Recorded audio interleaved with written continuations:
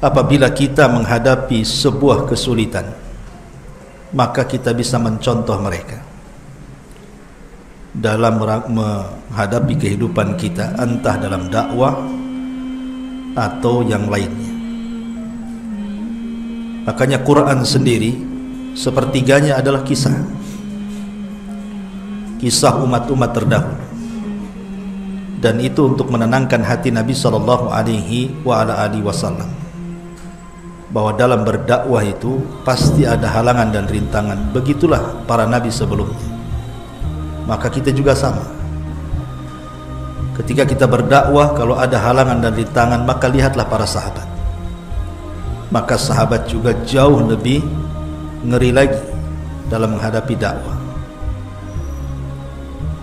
Dan urutan-urutan yang kita akan kaji tentu kita ambil dari kisah Khulafaur Rasyidin dulu, karena mereka lah yang disabdakan Nabi SAW, alaikum bisunnati was sunnatil khulafa ar-rasyidin al-mahdiyina addu alaiha bin nawajid. Dan yang pertama dari urutan Khulafaur Rasyidin tentu adalah manusia terbaik dari seluruh manusia, Abu Bakar Siddiq radhiyallahu anhu. Bagaimana kisahnya? Dan nanti kita akan petik banyak pelajaran dari kisah Abu Bakar Siddiq radhiyallahu anhu. Hadirin dan hadirat yang dimuliakan Allah Subhanahu wa taala, kita tahu bahwa Abu Bakar Siddiq radhiyallahu anhu adalah teman Nabi sallallahu alaihi wasallam sebelum masuk Islam. Dan setelah masuk Islam, bahkan saat hijrah Nabi sallallahu alaihi wasallam, bahkan dalam setiap jihadnya Rasul, termasuk juga saat wafatnya, Abu Bakar dikubur di samping Nabi sallallahu alaihi wasallam. Dan tentu tidak syak lagi dia akan menjadi sahabat di surga bersama Nabi sallallahu alaihi wasallam. Adapun kehidupannya, Abu Bakar ini salah seorang sahabat yang tidak pernah menyembah berhala. Kalau orang-orang Syiah ketika memuji Ali radhiyallahu an mengatakan karramallahu wajhah, mereka tidak mengatakan radhiyallahu an, tetapi mereka mengatakan karramallahu wajhah. Alasannya karena Ali itu tidak pernah menyembah berhala. Maka kita katakan Abu Bakar juga sama. Kenapa tidak dikatakan karramallahu wajhah? Kenapa hanya kepada Ali saja? Menunjukkan hulunya mereka, ekstrimnya mereka dalam memuliakan Ali radhiyallahu anhu sampai ke taraf kemuliaan yang tidak pernah didudukkan oleh Allah dan Rasulnya. Karena ada sebagian orang Syiah itu sampai menuhankan Ali.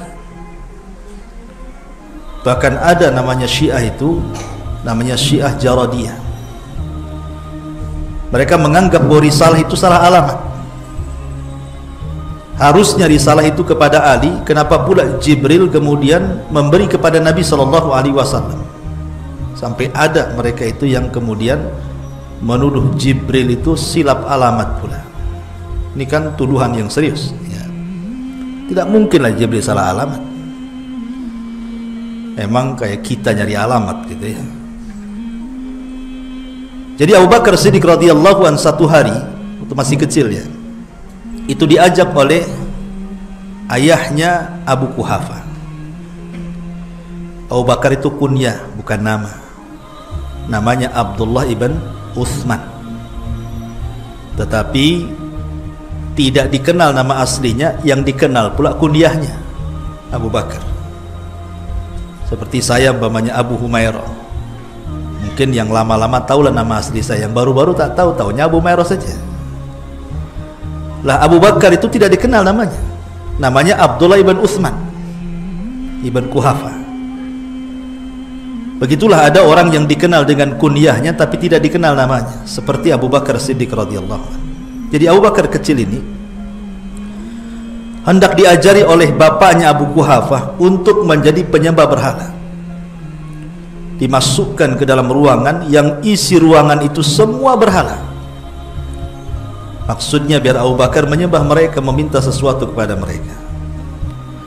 Dalam ruangan itu, namanya Abu Bakar ini masih kecil polos, dia menghadap berhala-berhala itu dan mengatakan di hadapan berhala, inni ja'iun fa'atimuni, saya lagi lapar, tolong sediakan makan. Saya lagi haus, tolong sediakan minum.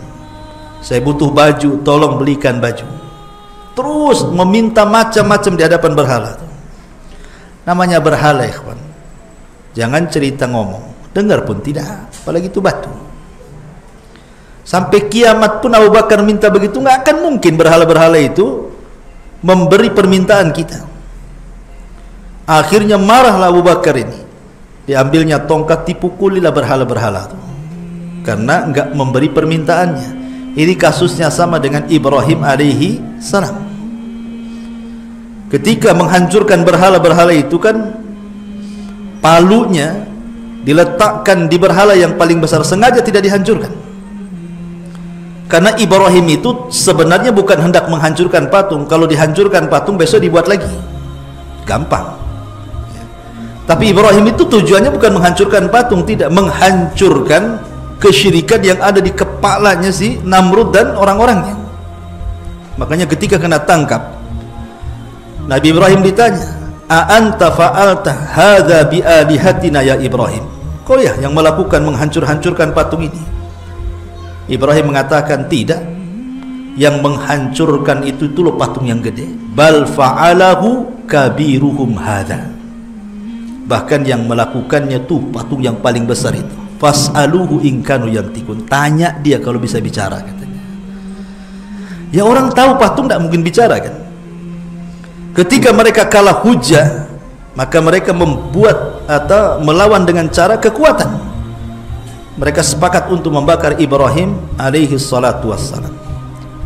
Kalimat Ibrahim yang mengatakan fas'aluhu in kanu yantikun, tanya mereka kalau si patung dan berhala itu bisa bicara. Ini kan sama dengan kasus Abu Bakar. Ngajak berhala, ya tidak mungkinlah berhala itu nyautkan itu. Dia diam saja. Makanya dia marah, kemudian diambil tongkat dan dipukuli berhala itu. Sejak itulah Abu Bakar tidak pernah percaya dengan berhala. Itu sejak kecil fitrahnya sudah ada. Lah makanya ketika kemudian Abu Bakar Siddiq radhiyallahu an melakukan safar, Abu Bakar itu kan terkenal menjadi tujarud zahab. Jadi pekerjaan Abu Bakar itu adalah jual beli emas. Itu yang paling terkenal dari usaha dia. Ya ada usaha-usaha yang lain, tapi itu yang dikenal orang-orang bahwa Abu Bakar tujarud zahab. Dan kita tahu bahwa pengusaha emas itu menguasai pasar biasanya, karena barang kecil harga mahal.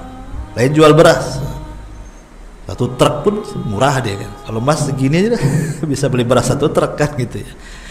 Kalau jual beras, beli emas dapat segini. Kalau jual emas dapat beras satu truk kan gitu ya. Kalau penjual emas itu dia menguasai pasar. Makanya dikenal Abu Bakar itu orang kaya, kaya sakaya-kayanya. Jadi satu hari dia safar, ini di masa jahiliyah, karena hatinya itu memang sudah tidak ngeh lagi dengan berhala itu, memang tidak ada keinginan menyembah berhala. Makanya beberapa teman-temannya Abu Bakar di zaman jahiliyah itu mereka para hunafa, orang-orang yang terpengaruh dengan agama Ibrahim yang tidak suka dengan berhala. Ada orang-orang Hanif di zaman jahiliyah itu yang mereka tidak suka berhala. Salah satunya Abu Bakar. Ketika safar ke Syam, Abu Bakar Siddiq radhiyallahu anhu berjumpa dengan pendeta Buhairah. Ma'ruf pendeta Buhairah namanya, Buhairah Rahib, yang di masa Nabi SAW berusia 12 tahun, kemudian diajak pamannya untuk berniaga ke Syam, kemudian dihadang oleh Buhairah Rahib. Jangan pergi ke Syam, karena ponakanmu Muhammad ini punya ciri dan tanda kenabian. Kalau orang-orang Yahudi tahu, dia akan membunuhnya. Sebaiknya pulangkan lagi dia ke Mekah. Lah Buhairah ini pernah berjumpa dengan Abu Bakar di masa jahiliyah. Entah ngomong apa Abu Bakar dengan Buhairah itu, yang intinya bahwa ketika Buhairah Rahib tahu Abu Bakar ini dia orang Mekah, dari kabilah Quraisy, kemudian ditanya macam-macam. Kata Buhairah, kalau tidak salah pandanganku, maka engkau wahai Abu Bakar, engkau akan mendapati seorang nabi dan engkau akan menjadi menterinya dan engkau akan menjadi khalifah setelahnya. Itu ramalan daripada Buhairah. Tapi Abu Bakar tidak menceritakan kepada siapapun kecuali setelah masuk Islam. Karena kan takut fitnah masalahnya kan. Maka ketika betul-betul Allah Subhanahu wa taala takdirkan Nabi SAW diutus menjadi nabi dan rasul. Karena sebelum diutus jadi nabi dan rasul, Rasul dengan Abu Bakar itu sudah menjadi teman dalam berniaga. Jadi Abu Bakar tahu betul bagaimana karakter Rasul, bagaimana akhlaknya, bagaimana kejujurannya, bagaimana amanahnya, bagaimana muamalahnya.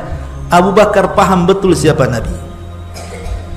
Ketika betul-betul kemudian Nabi SAW diangkat menjadi Nabi dan Rasul, dan Abu Bakar diajak untuk masuk Islam, tidak ada keraguan sedikit pun dalam Abu Bakar. Langsung dia mengatakan, asyhadu an la ilaha illallah wa asyhadu annaka Rasulullah.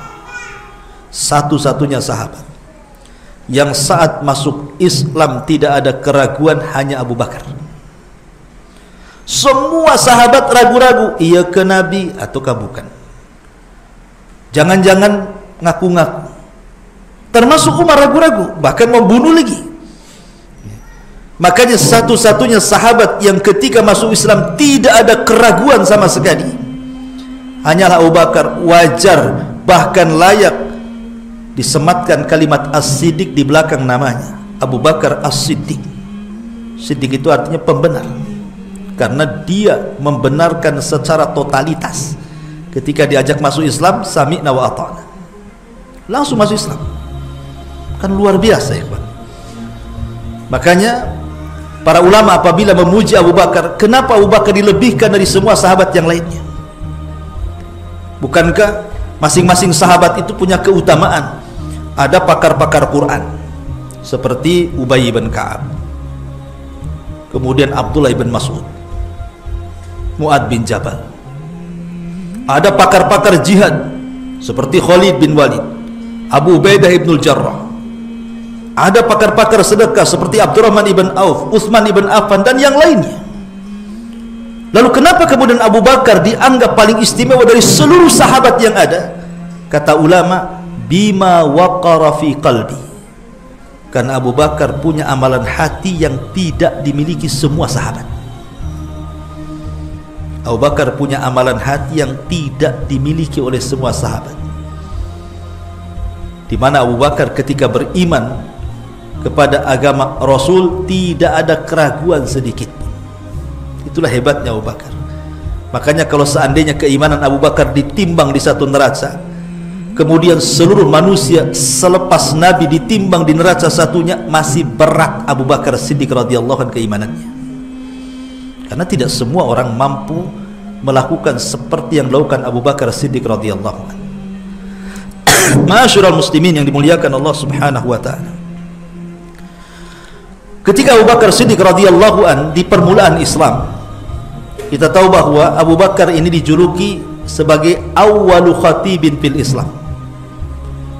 Orang yang pertama menjadi khatib, pendakwah dalam Islam. Itulah Abu Bakar. Belum ada orang yang berdakwah di masa itu kecuali Abu Bakar. Maka yang disebutkan dalam sejarah itu, banyak orang-orang yang kemudian diislamkan Abu Bakar Siddiq radhiyallahu an dari 10 sahabat yang dijanjikan masuk surga. Sebut saja di sana ada Zubair ibn Awam, masuk Islam di tangan Abu Bakar. Kemudian Utsman ibn Affan masuk Islam di tangan Abu Bakar. Kemudian Sa'ad bin Abi Waqqas masuk Islam di tangan Abu Bakar. Kemudian Abdurrahman ibn Auf, Abu Ubaidah ibnul Jarrah, termasuk Abu Salamah ibn Asad, termasuk Al-Arqam ibn Abi Arqam yang rumahnya dijadikan markas dakwah di zaman itu, dan banyak lagi. Artinya 6 orang yang termasuk Al-Mubashshiruna bil Jannah, orang-orang yang dijanjikan masuk surga itu, semua Islam di tangan Abu Bakar. Luar biasa. Bahkan bukan hanya itu saja, di zaman itu tidak ada keluarga yang semua masuk Islam kecuali Abu Bakar. Kalau keluarga yang lain mungkin suaminya masuk Islam, istrinya tidak. Istrinya masuk Islam, suaminya tidak. Anaknya masuk Islam, bapaknya tidak. Bapaknya masuk Islam, anaknya pula tidak. Tapi Abu Bakar ini satu keluarga masuk Islam. Apa enggak hebat tuh? Dia masuk Islam, istrinya masuk Islam, anaknya masuk Islam, bapaknya Abu Quhafah masuk Islam. Walaupun ada yang Islam belakangan, ada yang Islam awal. Seperti bapaknya kan Islam belakangan. Abu Quhafah itu masuk Islam kapan? Setelah Fathu Mekah masuk Islam dia.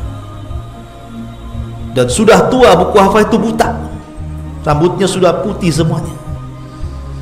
Jadi ketika setelah Fathu Mekah itulah datang hidayah kepada Abi Quhafah, ayahanda Abu Bakar, untuk masuk Islam dan menemui Nabi SAW. Berangkatlah Abu Bakar dan ayahandanya Abu Quhafah menghadap Rasul untuk masuk Islam dan berbaiat kepada Rasul. Kemudian Rasul melihat Abu Quhafah ini kurang rapi,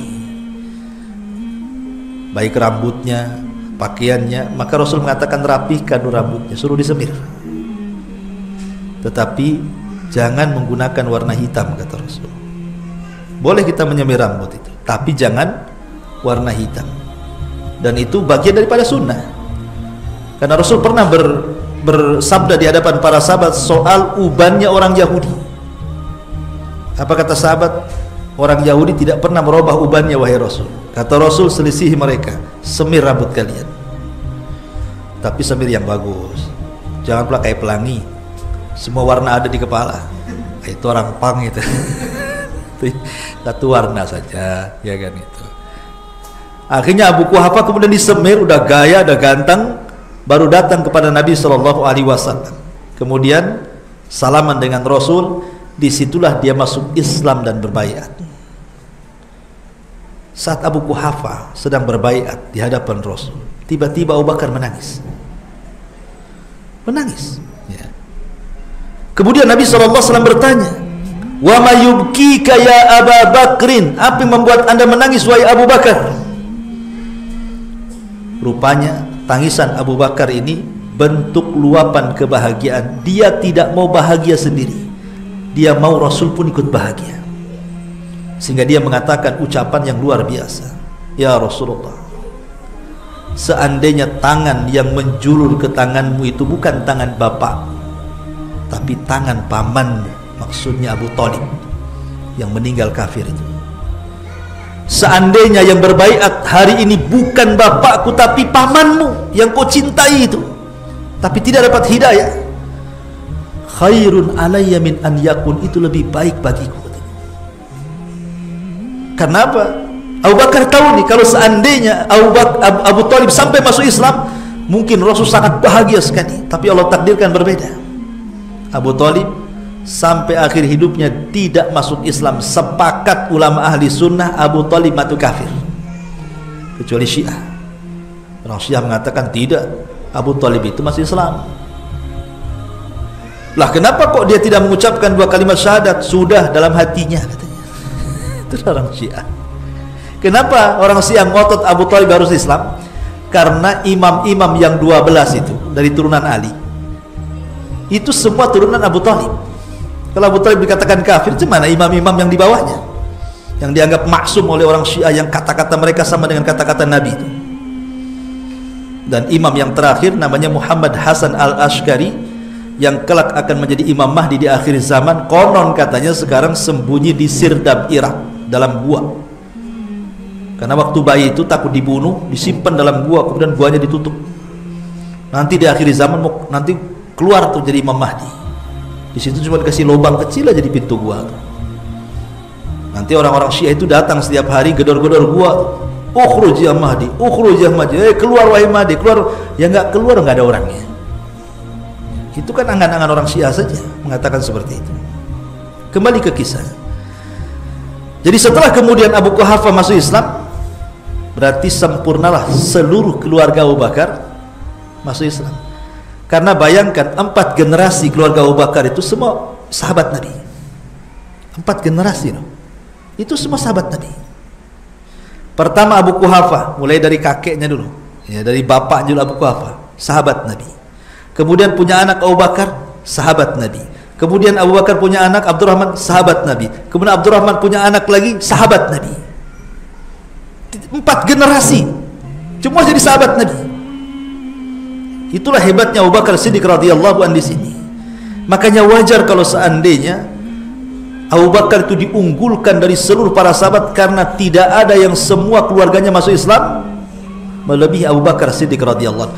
Bukan hanya mengislamkan para pembesar Quraisy, kemudian keluarganya, sampai kepada orang-orang lemah Abu Bakar itu sangat peduli dengan mereka.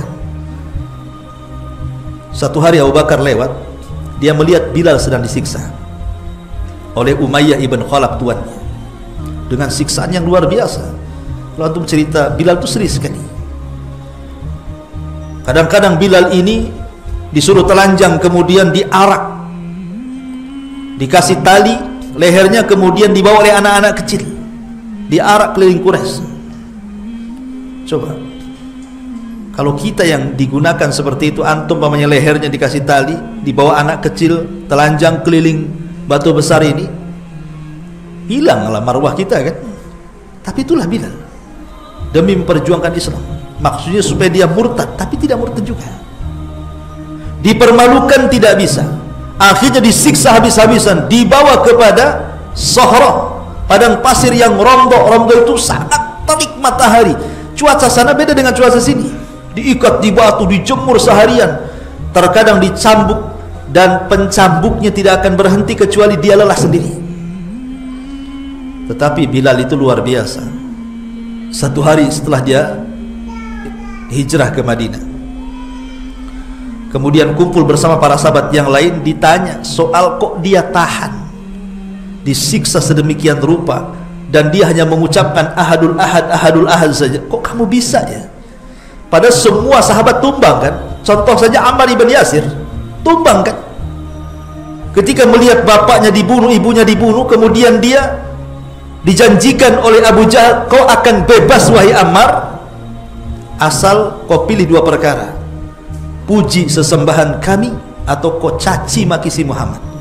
Itu kan pilihan yang susah. Kalau tidak kau dibunuh, tapi kalau mau mengucapkannya kau dilepas. Terpaksalah Ammar bin Yasir mengucapkan kalimat kufur kan, memuji berhala dan mencaci maki Nabi. Walaupun setelah itu kemudian betul-betul Abu Jahal melepaskan Ammar, datang dia kepada Rasul menangis. Tapi Rasul SAW ketika itu turun ayat, illa man ukriha wa qalbuhu mutmainnun bil iman. Boleh anda mengeluarkan kalimat kufur selama hatinya masih tenang dengan keimanan. Kata Rasulullah, kalau engkau disiksa lagi demi mempertahankan agamamu, kalau harus mencaci-caci saja. Tapi kan lihat, Bilal tidak sampai seperti itu. Dia tahan dengan siksaan. Makanya ditanya, kok kamu kuat wahai Bilal gitu ya. Yang lain tidak kuat, kok kamu kuat gitu ya. Apa kata Bilal? Rahasianya nih. Dia mengatakan apa? Karena aku campurkan antara sakit ketika diazab dengan manisnya iman yang kurasakan. Aku berusaha mencampurkan lezatnya iman dengan sakitnya saat diazab. Aku campurkan semuanya. Rupanya sakitnya diazab bisa kulewati karena aku merasakan manisnya iman. Itu kan luar biasa ya. Kalau antum di posisi Abu Bakar, dah aku murtad aja lah kan. Itulah karena keimanan kita tidak setangguh Bilal ibn Rabah. Lah Abu Bakar Siddiq radhiyallahu an melintas di situ. Dia melihat bagaimana Bilal disiksa. Dia datang kepada Umayyah dan mengatakan, ya Umayyah, kenapa kau siksa budak? Maka Umayyah mengatakan, kau yang merusak otak dia sehingga dia rusak jadinya. Kata Abu Bakar, kalau begitu kau mau jual Bilal kepadaku? Jualah kepadaku. Ya, aku jual dengan harga sekian dan sekian. Itu harga mahal kali, yang kalau beli beberapa budak dapat itu. Hanya untuk memerdekakan Bilal, Abu Bakar merogoh uang sebanyak mungkin. Ambil Umayyah. Makanya Umar bin Khattab memuji Abu Bakar dan mengatakan apa? Abu Bakrin Siddiq sayyidun a'taqa sayyidan. Abu Bakar itu sayyid, pemimpin, dan dia yang memerdekakan seorang pemimpin juga, Bilal ibn Rabah. Dan banyak, bukan Bilal saja, dia merdekakan Abdullah ibn Fuhairah, kemudian Zunairah, banyak budak-budak itu. Sehingga orang-orang yang menyangka, termasuk juga bapaknya menyangka, ini Abu Bakar ini banyak membeli budak ini untuk apa? Kan orang-orang Quraisy ini kalau membeli budak kan tidak sembarang beli. Mungkin tujuannya untuk dipekerjakan di kebun, atau kalau dia punya usaha ya untuk jadi karyawan, atau punya kebun mungkin untuk nyangkul dan begitu seterusnya. Itu tujuan orang beli budak kan di zaman itu untuk dipekerjakan. Tapi Abu Bakar ini membeli budak yang lemah-lemah semuanya. Budak-budak lemah, tidak bisa untuk apa-apa, tidak bisa untuk melindungi. Sehingga kemudian sampailah ke telinga ayahnya, yang ketika itu masih kafir ayahnya. Karena saya tadi sudah katakan ayahnya Abu Bakar masuk Islam setelah Fatu Mekah, itu setelah hijrah kan. Jadi Abu Quhafa ini ngomong sama anaknya Abu Bakar, kamu ini kalau merekakan budak yang benar, cari yang kuat-kuat supaya bisa bekerja. Yang lemah-lemah pula kau merdekakan. Lihat jawaban Abu Bakar.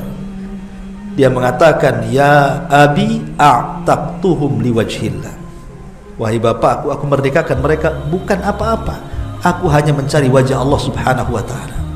Dari sini turun ayat fa amman fasayujannabuhal atqa alladhi yu'ti malahu yatazakka wa ma li ahadin indahu min ni'matin tujza illa ibtigha'a wajhi rabbihil a'la fala sawfa yarda wala sawfa yarda. Turun ayat ini, wasayujannabuhal atqa, dan neraka akan dijauhkan dari orang yang bertakwa. Siapa yang bertakwa di sini? Abu Bakar. Kenapa? Alladhi yu'ti malahu yatazakka, karena dia sudah menghabiskan hartanya dalam rangka membersihkan jiwanya, dan dia tidak minta balasan kepada Allah kecuali hanya minta keridhaannya saja. Wala saufa yarda, dan Allah pasti akan memberikannya. Turun ayat ini. Lihat bagaimana Allah Subhanahu wa taala memuji Abu Bakar dengan pujian yang luar biasa, sampai Allah turunkan ayat. Lah ketika Abu Bakar Siddiq radhiyallahu anhu kemudian satu hari dia melihat Nabi sallallahu alaihi wasallam sedang dikeroyok. Nabi ini sedang berdakwah di pasar. Tiba-tiba dikeroyok sama orang-orang pasar itu. Datang Abu Bakar melerai dan mengatakan, ataqtulu rajulan yaqulu rabbi Allah. Kenapa kalian ini kau hendak membunuh orang yang hanya mengucapkan kalimat Rabb kami Allah? Apa salah kalimat itu? Maksudnya Nabi SAW, kalian hendak membunuh orang yang mengucapkan Rabb kami Allah? Apa salah dengan dia? Hanya mengucapkan kalimat itu, kalian keroyok dia, katanya. Oh, ketika Abu Bakar membela Rasul, ini orang yang tadi mengeroyok Nabi balik mengeroyok Abu Bakar. Habis Abu Bakar dipukuli, bahkan sampai mau mendekati ajalnya. Kalau bukan karena sukunya datang dari kabilah Taim membantunya dan menolongnya, tentu Abu Bakar dah mati itu. Datang kabilah Taim menolong Abu Bakar, karena di zaman itu kan kesukuan luar biasa, tanpa peduli walaupun beda akidah, beda keyakinan, kalau satu suku itu jiwa korosanya kuat orang-orang itu, orang jahiliyah itu. Makanya walaupun Abu Bakar Muslim, sukunya enggak, tetap aja ini dari suku saya nih, harus dibantu tuh. Sampai kemudian Bani Taim kemudian mengancam kepada Utbah yang ketika itu ikut memukulinya, kalau Abu Bakar sampai mati, perang kita dengan kalian, katanya. Akhirnya kemudian Abu Bakar pun diselamatkan, dibawa pulang, diobati, sampai akhirnya dia siuman. Ketika dia tersadar dari pingsannya, yang pertama kali dia tanyakan, kaifa halun Nabi, macam mana kondisi Nabi? Karena kan ketika itu dia melerai Nabi kan. Jadi pertama dia bangun, itu pula yang ditanyakan. Padahal tabib, dokter yang datangkan ibundanya itu, Ummu Ruman itu, disuruh minum obat tak mau, disuruh makan tak mau, disuruh minum tak mau. Dia hanya ingin bagaimana kondisi Nabi, saya ingin melihatnya. Luar biasa kecintaan Abu Bakar ini. Sampai akhirnya kemudian betul-betul Abu Bakar dipapah sampai menemui Nabi SAW dengan ibundanya dan seorang budak yang sudah masuk Islam tapi disembunyikan keislamannya. Setelah melihat Rasul sallallahu alaihi wasallam, barulah Abu Bakar senang. Disitulah dia baru mau minum, mau makan, minum obat gitu kan. Sampai seperti itu dalamnya kecintaan Abu Bakar. Kemudian Abu Bakar mengatakan, ya Rasul, ini ibuku, kenalkan ini ibuku. Kemudian Abu Bakar mengatakan, ya ibu, bersahadatlah ini Rasulullah. Akhirnya ibundanya masuk Islam ya. Itulah luar biasa Abu Bakar. Ma'asyiral muslimin wal muslimat rahimani wa rahimakumullah. Kemudian juga di antara kisah Abu Bakar Siddiq radhiyallahu anhu saat di Mekah, selain juga dia seorang awal khatib dalam Islam sehingga banyak masuk Islam di tangannya.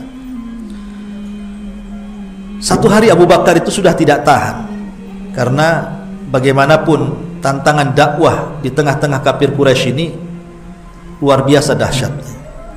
Ditekan, dijelek-jelekan, diintimidasi, macam-macam lah. Akhirnya Abu Bakar tak tahan untuk tinggal di Mekah ini. Dia bawa semua hartanya, dia naik unta, dia ingin hijrah. Betul-betul dia lakukan. Dia beli unta, semua hartanya ditaruh di atas unta, berangkat dia dari Mekah, entah mau pergi kemana. Tapi kemudian di tengah jalan berjumpa dengan orang namanya Ibnu Diginnah. Ibn Diginnah ini orang musyrik tapi baik orangnya. Ibn Diginnah ini, kata Ibn Diginnah, "Hai Abu Bakar, ila aina takhruj? Mau pergi kemana kamu? Ngapain kau tinggalkan Mekah?" Kata Abu Bakar, ya Ibn Diginnah, saya sudah tidak tahan. Saya harus mencari tempat yang aku bisa beribadah kepada Allah Subhanahu wa ta'ala dan tidak ada yang mengganggu. Kata Ibn Diginnah, ya Abu Bakar, mithluka la takhruj wa la tukhraj. Orang sepertimu tidak layak keluar dan tidak layak dikeluarkan. Orang sepertimu tidak layak keluar dari Mekah. Orang sepertimu tidak layak diusir. Kalau orang-orang Mekah itu mengganggu kamu, aku siap melindungimu. Dan di zaman jahiliyah ini kan, melindungi itu biasa. Kalau sudah ada yang melindungi, tidak boleh diganggu. Akhirnya kemudian karena Ibn Diginnah siap melindungi Abu Bakar pun tak jadi hijrah, balik lagi ke Mekah. Kemudian Ibn Diginnah mengumumkan kepada pembesar-pembesar Quraisy, aku melindungi Abu Bakar, jangan sentuh dia. Karena kalau menyentuh dia sama dengan menyentuh yang melindunginya. Masalahnya Abu Bakar ini setelah dapat perlindungan dari Ibn Diginnah ini, dia buat musolah kecil-kecilan di luar rumah. Dia sholat di situ. Setiap Abu Bakar sholat di luar rumah itu, anak-anak kecil banyak nonton. Anak-anak musyrik itu nonton semuanya. Karena Abu Bakar ini sebagaimana disifatkan Aisyah radhiyallahu anha, kalau sholat itu lebih keras nangisnya daripada bacaannya. Bakaan orang itu. Jadi ngajinya kecil tapi kalau nangis keras. Itulah Abu Bakar ya. Jadi mempengaruhi anak-anak lah, ibu-ibu anak-anak ini nonton jadinya. Jadi orang-orang Quraisy ini kan ketakutan pembesar-pembesarnya. Wah, bahaya ini Abu Bakar nih. Kalau sempat emak-emak anak-anak yang nonton ini terpengaruh, habislah kami katanya. Karena mempengaruhi mama lebih cepat daripada bapak-bapak kan gitu. Apalagi anak-anak banyak di situ. Datanglah pembesar Quraisy kepada Ibn Diginnah, kan nggak bisa menyentuh Abu Bakar masalahnya kan, karena sudah ada perlindungan dari Ibn Diginnah. Datang mereka kepada Ibn Diginnah. Ibn Diginnah ngomonglah sama Abu Bakar itu, kalau bisa sholatnya jangan di luar rumah, dalam rumah aja sembunyi-sembunyi katanya. Dia sudah membuat fitnah bagi kami dan keluarga kami katanya. Akhirnya Ibn Diginnah pun cobalah menasihati, tolonglah Abu Bakar, saya melindungi kamu itu ya tolonglah sholat di dalam. Ini orang Quraisy sudah nekan saya masalahnya. Kata Abu Bakar, tidak, saya akan tetap sholat di rumah. Kalau engkau wahai Ibn Diginnah tidak mau melindungi aku, tidak ada masalah, kulepaskan perlindunganmu. Kata Ibn Diginnah, kalau seandainya perlindunganku dilepas, engkau akan berlindung kepada siapa wahai Abu Bakar? Maka Abu Bakar mengatakan, bijiwarillah, aku hanya berlindung kepada Allah, bukan kepadamu. Ma'asyiral muslimin yang dimuliakan Allah Azza wa Jalla, semakin kuat kan gangguan orang-orang Quraisy ini, sampai-sampai Nabi SAW mengizinkan beberapa para sahabat untuk hijrah ke Habasyah. Kata Rasul, kalau kalian ingin hijrah ke Habasyah sana. Di sana ada Malikun Adil, raja yang sangat adil, namanya Najasyi. Nama aslinya Ashama ibn Afjur. Pergi kau ke sana, itu raja nggak pernah mendolimi rakyatnya. Makanya Sebagian para sahabat hijrah ke Habasyah.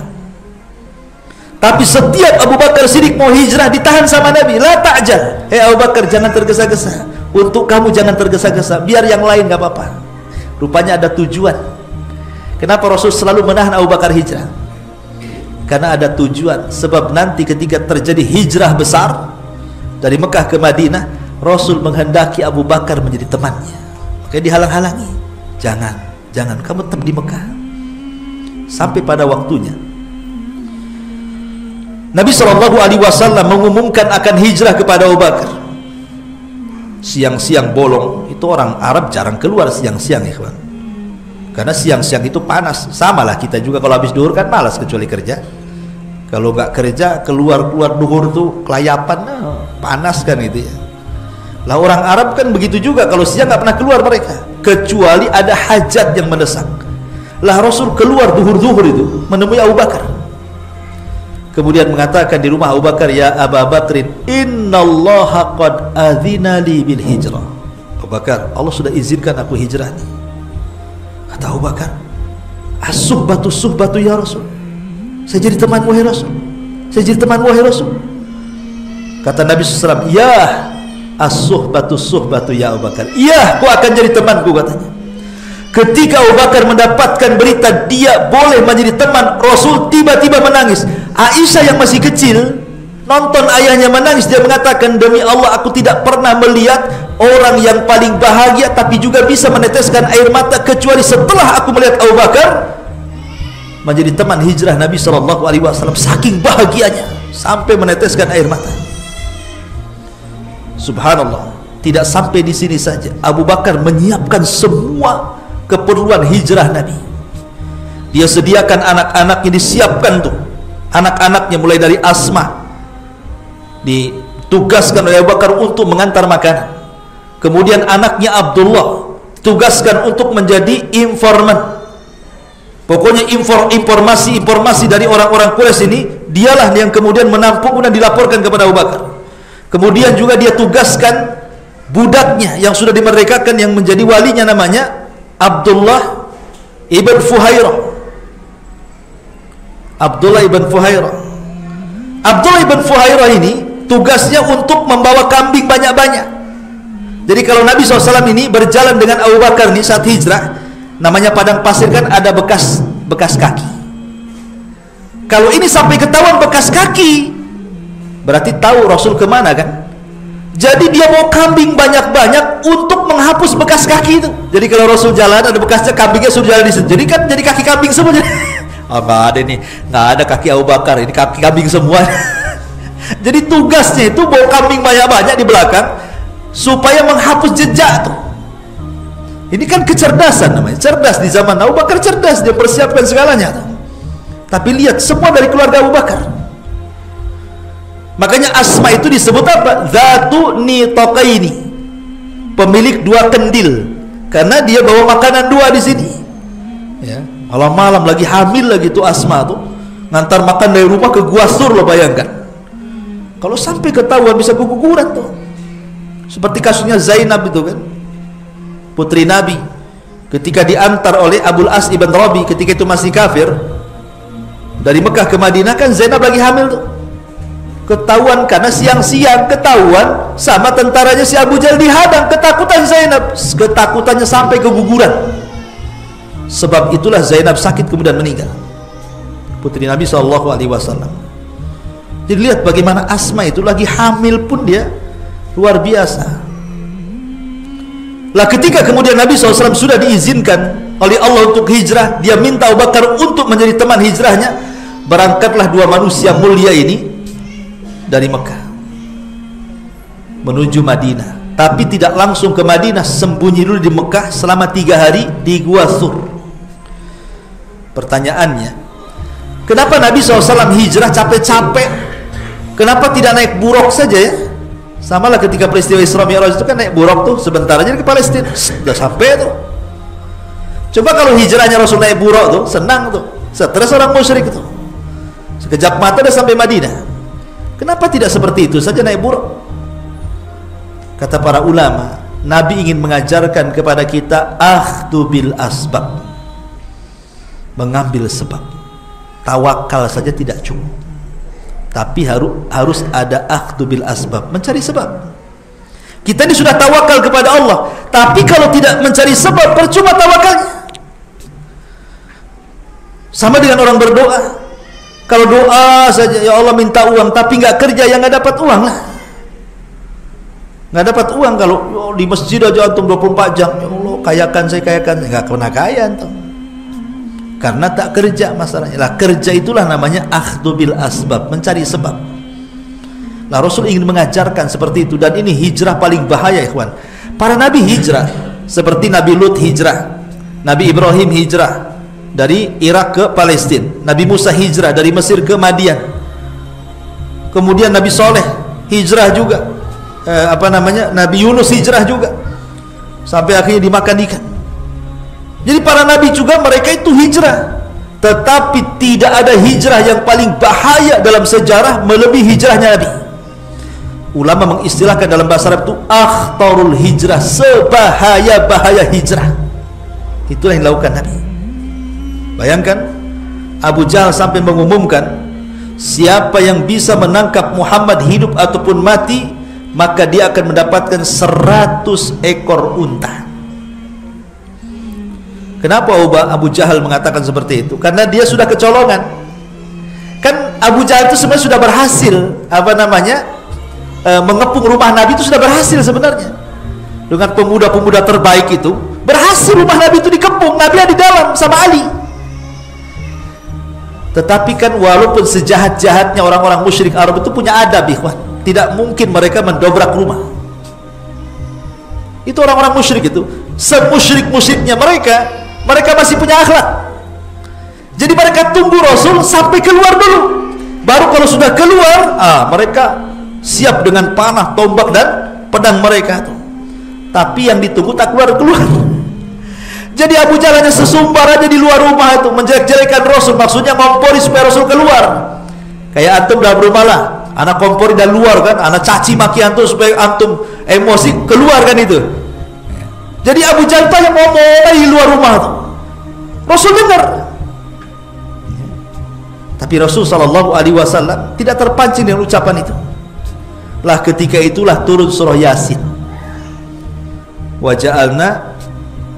Waja'alnahu min baini aydihim saddan wa min khalfihim saddan fa aghshaynahum fahum la yubsirun.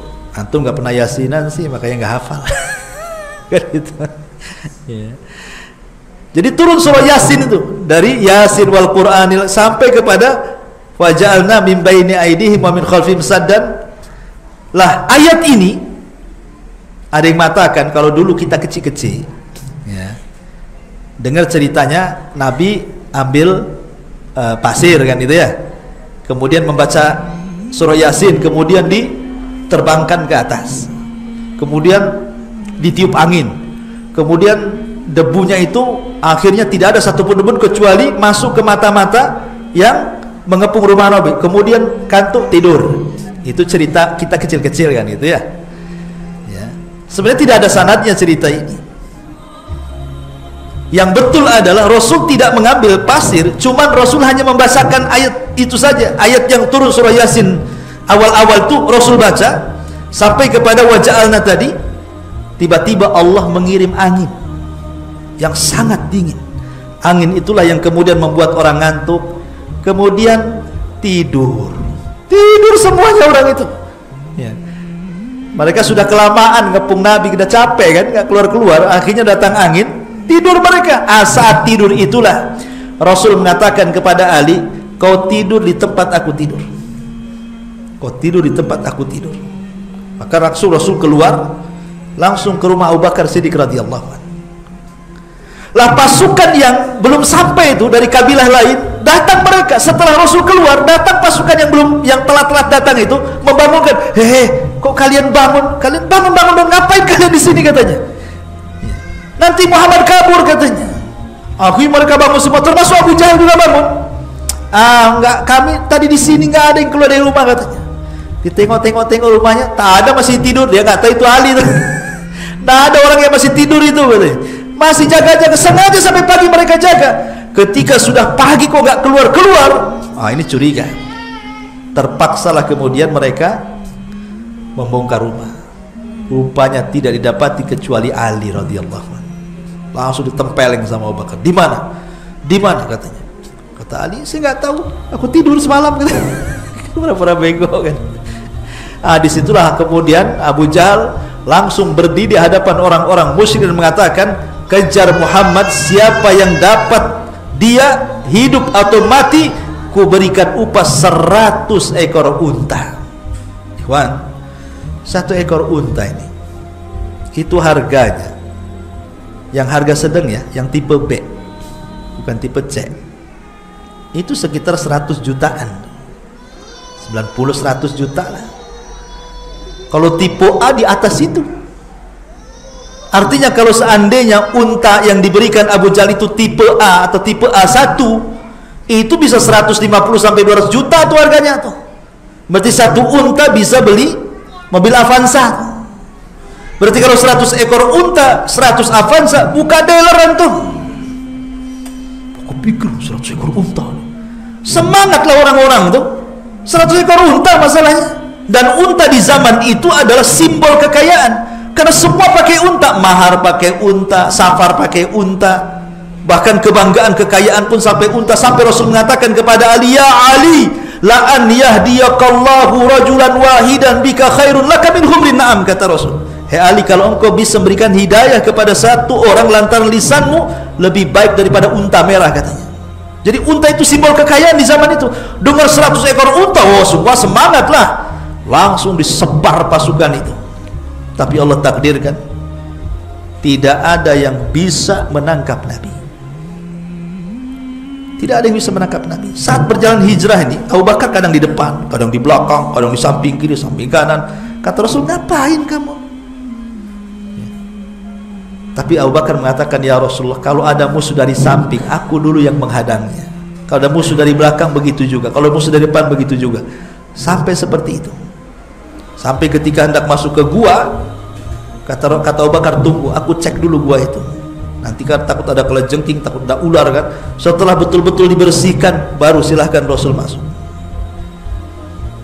Dalam gua itu ada peristiwa yang luar biasa. Jadi Abu Bakar itu lupa, mungkin ada beberapa lubang itu lupa disumpel dia, entah dengan dedaunan atau dengan apa, pokoknya ada beberapa lubang itu lupa dia tutup.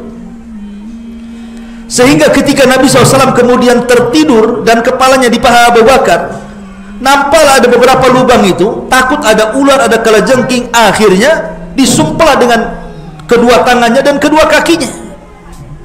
Allah takdirkan adalah salah satu lubang itu ada kalajengking, atau dalam riwayat itu ada ular menggigit Abu Bakar. Sementara kepala Rasul ada di pahanya. Sempat Abu Bakar menjerit ataupun kesakitan, bisa saja akan membangunkan Rasul, dan itu bagi Abu Bakar pantang, tidak mau menyakiti Rasul yang sedang tidur. Sehingga dia hanya diam menahan sakit sampai akhirnya mencucurkan air mata. Neteslah air mata ke pipi Nabi. Nabi terperanjatlah. Tapi Rasul tahu ini Abu Bakar ini tersengat. Kemudian kata Rasul, mana bagian tubuhmu yang sakit itu? Setelah dikasih tahu, diludahi sama Nabi, sembuh. Itulah ludahnya Nabi. Nggak tahu ludahnya antum.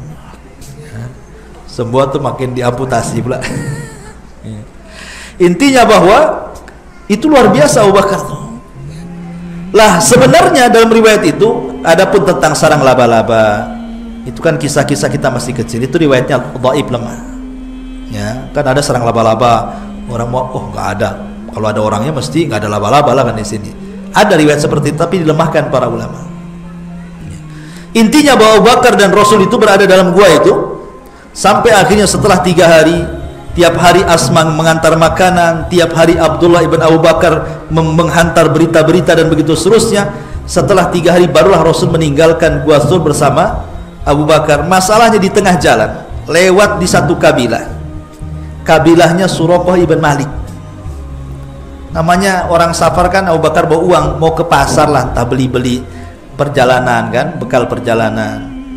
Jadi Suraqah ibn Malik ini sedang duduk-duduk dengan kabilahnya.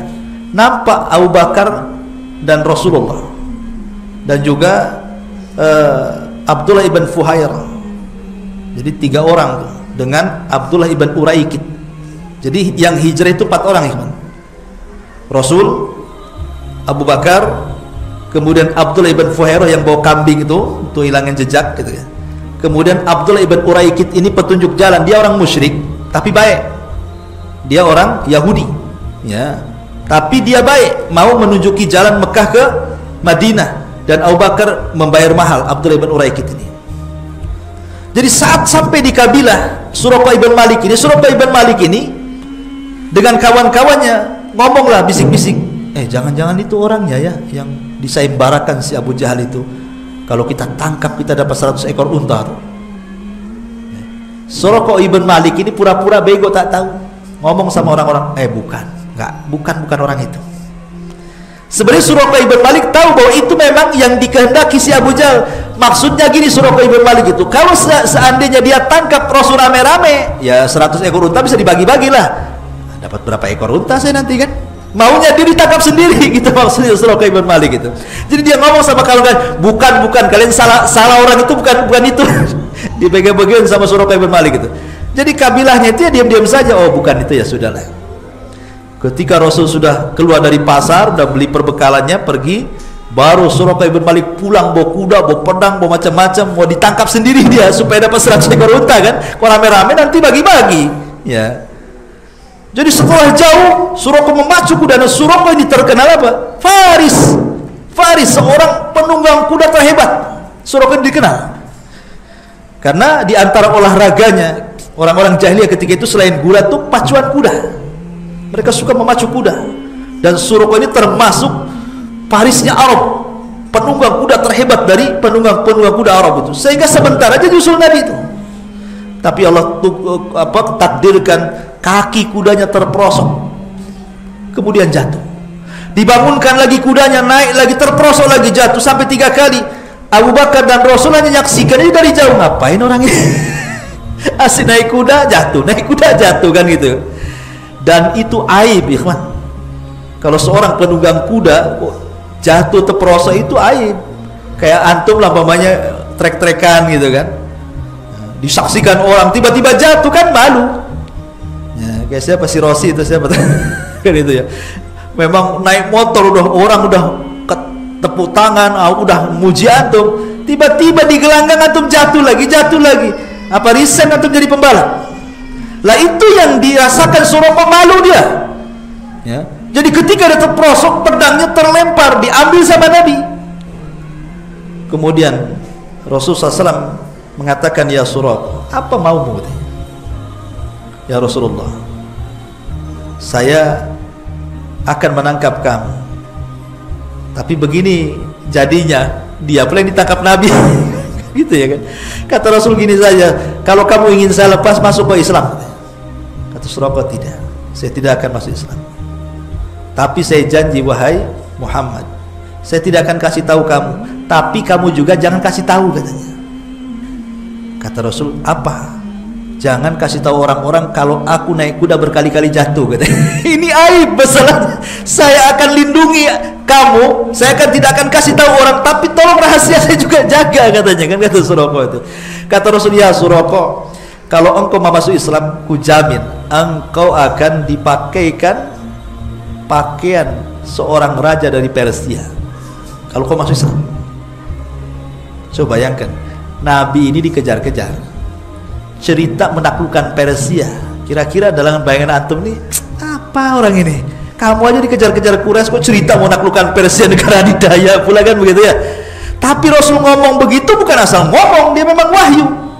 Tapi Suraqah ketika itu belum ngeh gitu kan. Tapi setelah Allah takdirkan dia masuk Islam, ketika perang Qadisiyah di zaman Umar bin Khattab, kemudian Persia takluk ke tangan kaum muslimin, kemudian Umar mengambil baju kebesarannya, yang pertama dipanggil siapa? Aina Suraqah, di mana Suraqah, katanya.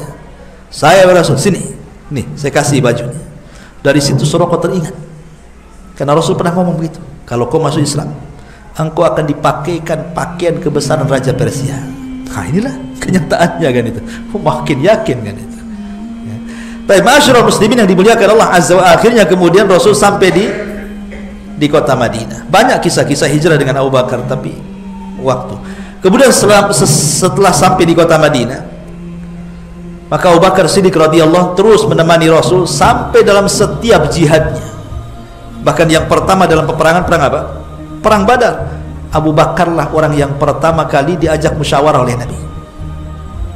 Tidak ada sahabat, dia yang pertama diajak musyawarah soal perang.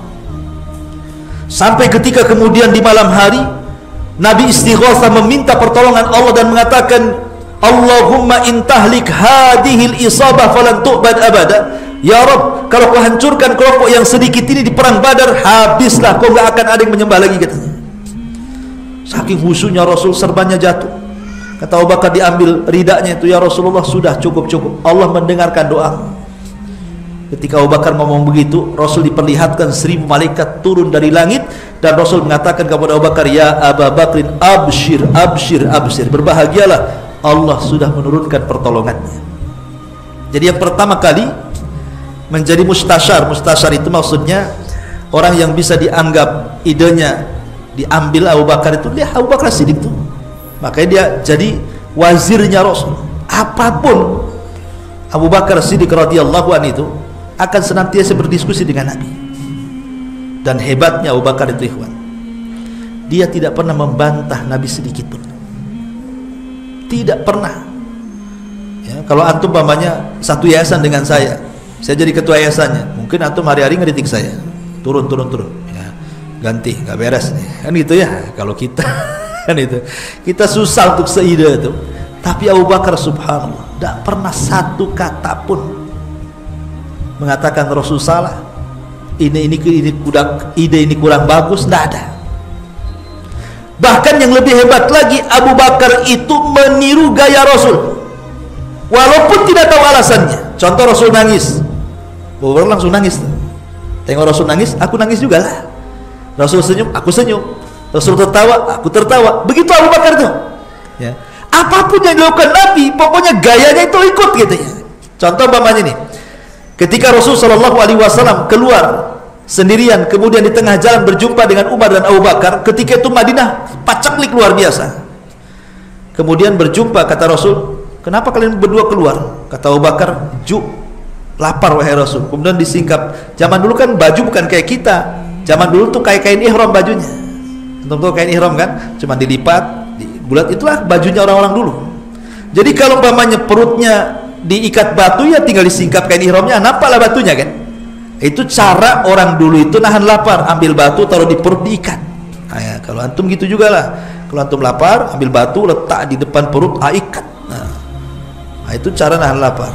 Tapi antum nggak mau melakukan. Pasti kalau antum lapar ya ke warung bakso lah kan itu. Pengen pulang ngikat-ngikat batu, ya kan.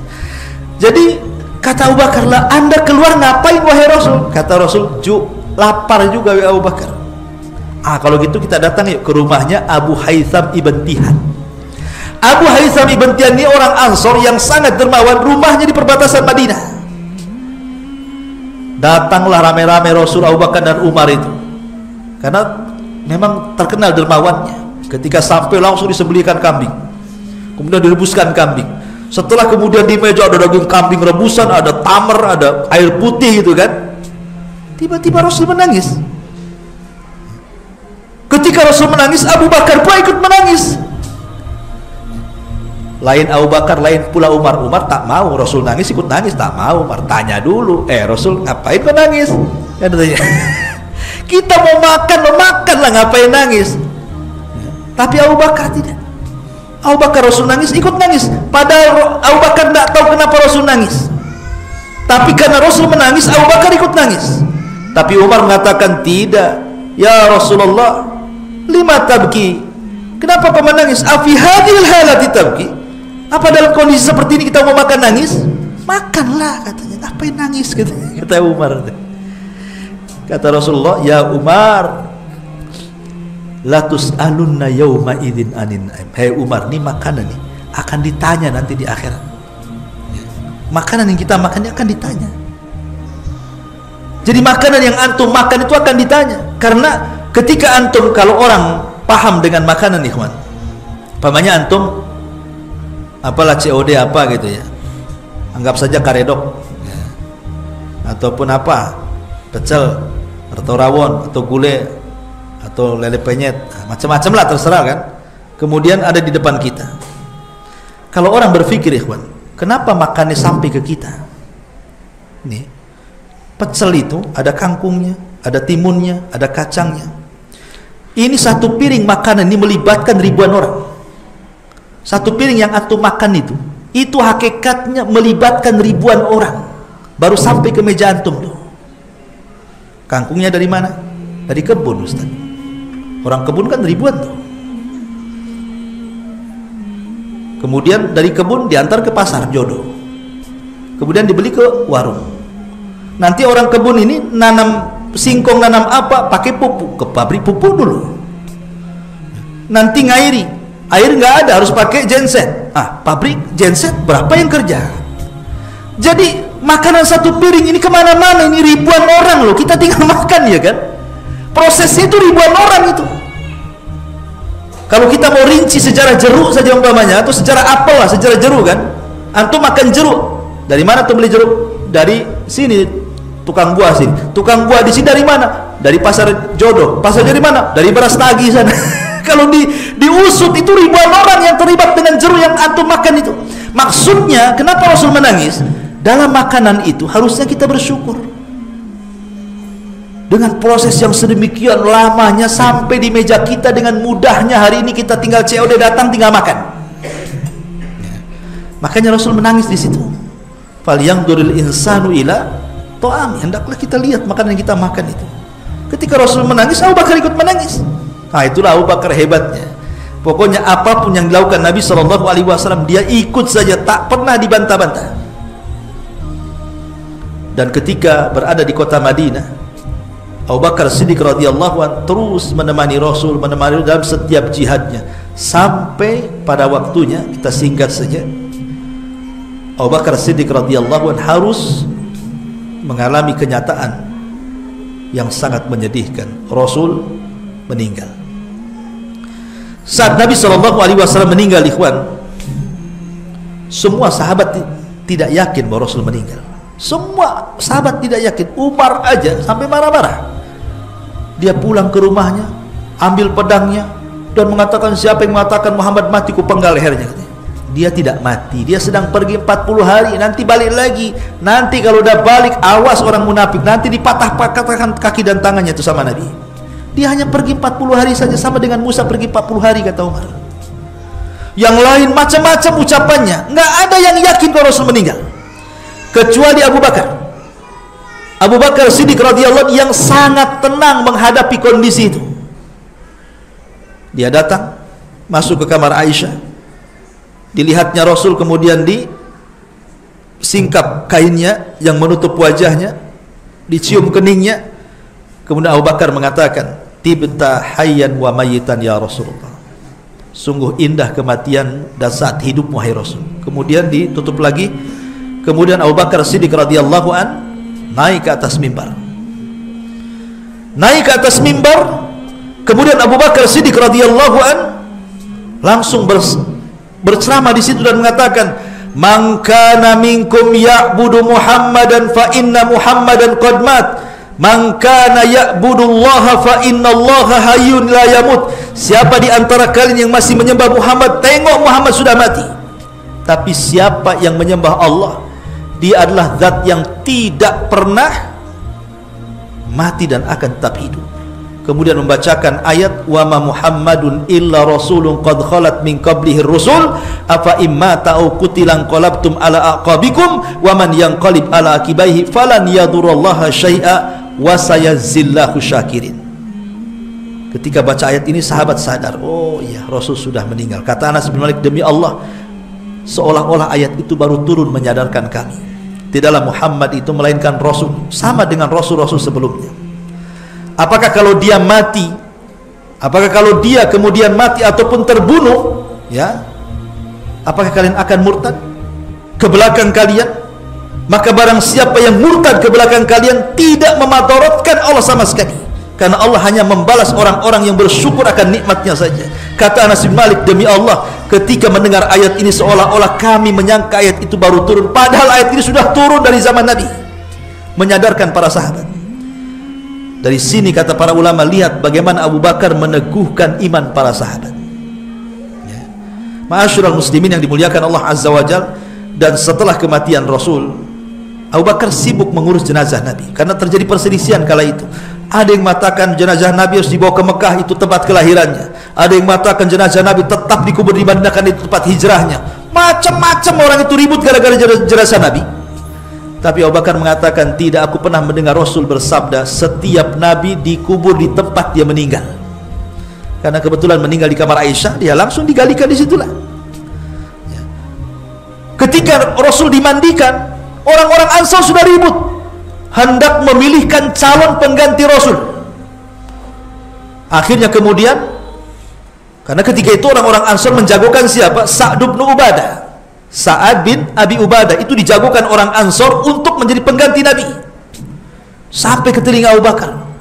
Maka Abu Bakar bawa Umar, bawa Abu Ubaidah, ayo kita datang ke orang-orang Ansar, kita jelaskan kepada mereka, ini jasad Rasul belum dipendam, masih dimandikan, dikafankan, dan begitu seterusnya. Ini orang Ansar sudah ribut. Maka Rasul datang ke orang-orang Ansar, Abu Bakar dan Umar dan Abu Ubaidah datang kepada orang-orang Ansar dan mengatakan, kenapa kalian seperti ini? Kata orang Ansar, kami punya amir, kalian punya amir, katanya. Kemudian Abu Bakar menjelaskan, aku pernah mendengar Rasul bersabda, al-imamatu min Quraisyin, pemimpin itu harus dari orang Quraisy, bukan dari kalian. Kalian itu menteri. Kalau kalian mau, kiri kanan saya ini pantas untuk menjadi pemimpin. Satu Umar bin Khattab, satu Abu Ubaidah. Kata Umar, nggak mau saya, katanya. Kata Umar langsung nolak, saya nggak mau. Kalau saya menjadi khalifah, kemudian ada rakyatku namanya Abu Bakar, lebih baik aku mundur, katanya. Kata Umar. Lihat orang dulu, dikasih jabatan tak mau, malah kamu aja Abu Bakar, katanya. Kalau aku menjadi pemimpin, rakyatku ada namanya Abu Bakar, aku mundur, katanya. Kalau orang sekarang tidak, pilih aku jangan pilih dia lah, kan itu. Itu orang sekarang kan itu ya. Kalau belum nyebarin hoax kan gitu. Si Fulan gini nggak layak dipantas tuh, nggak layak dipilih dan begitu seterusnya. Tapi belakangan akhirnya tiba-tiba Umar dan Abu Ubaidah sepakat mengangkat Abu Bakar menjadi khalifah. Berbaiatlah bersama orang Ansor, tokoh-tokohnya itu. Itu namanya baiat khusus.